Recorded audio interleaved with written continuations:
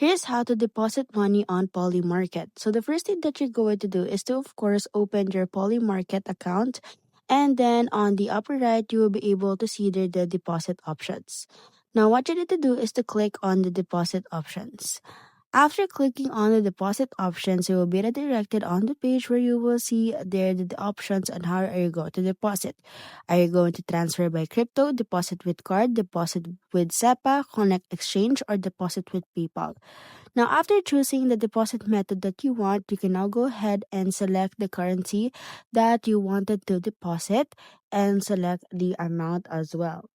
Now, after clicking on that, you will see there are different currencies. So there is Euro, US dollar, Afghani, Algerian dinar, peso, dram, depends on you.